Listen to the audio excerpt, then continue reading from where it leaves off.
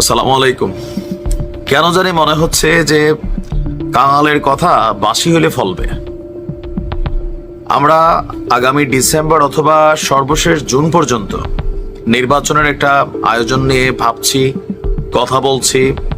বিভিন্ন জায়গায় বিএনপির নেতাকর্মীরা অলিখিত প্রধানমন্ত্রীর অনুসারী হিসাবে দায়িত্ব পালন করছেন, বাট এর মাঝখানে বাংলাদেশের রাজনীতির প্রেক্ষাপট কখন যে কোথায় পরিবর্তন হয়, গেল 7 মাসে আমরা অনেক কিছু দেখেছি। এর মাঝখানে আজকে একটা আওয়াজ উঠছে, তবে আওয়াজের প্রথম অংশটা পিনাকি ভট্টাচার্য কিন্তু তুলেছেন। এরপরে আমি দেখলাম সার্জিসের একটা স্ট্যাটাস, দ্যাট মিনস তাদের মধ্যে একটা কোঅপারেশন আছে, কানেক্টিভিটি আছে, আলাপচারিতা আছে। হঠাৎ করে আজকে ডক্টর মোহাম্মদ ইউনূসকে আগামী 5 বছরের জন্য একবারের জন্য হলেও প্রধানমন্ত্রী হিসাবে দেখতে চায় সার্জিস। এখন এটা কি শুধু সার্জিসের বক্তব্য? নেভার। এটা হচ্ছে জাতীয় নাগরিক পার্টির বক্তব্য।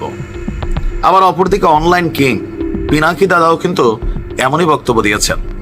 দুইয়ে যখন 4 মিলে নিশ্চয়ই বিএনপির হাই প্রেসার হচ্ছে। আসুন দেখি সার্জিস কি বলছে।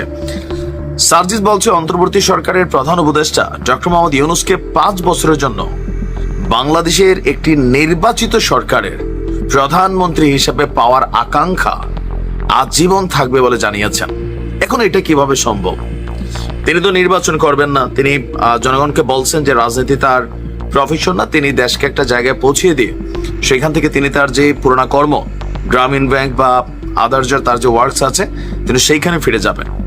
এখন নির্বাচিত সরকারের প্রধানমন্ত্রী হতে গেলে বাংলাদেশের রাজনৈতিক প্রেক্ষাপটে আমরা দেখেছি যে আপনার দলটির প্রধান হওয়া লাগে। এখন বিএনপি জীবনও দিবে না, জামাত জীবনও দিবে না, তাহলে কোন সেই দল? কেউ কেউ বলেন যে এটাই জাতীয় নাগরিক পার্টি। যে কোনো পর্যায়ে এসে সর্বশেষ হয়তোবা ডক্টর ইউনূসও পদত্যাগ করতে পারেন, আর অন্তর্বর্তী সরকারের মাধ্যমেই নির্বাচন হতে পারে। আর ছাত্রদের জাতীয় নাগরিক পার্টিতে ডক্টর মোহাম্মদ ইউনূস তিনি মুভ করতে পারেন। আর যদি এটা হয়, ডক্টর মোহাম্মদ ইউনূসের ফেস ভ্যালুতে এই জাতীয় নাগরিক পার্টির যে ওজন, এটা আসমানে উঠবে।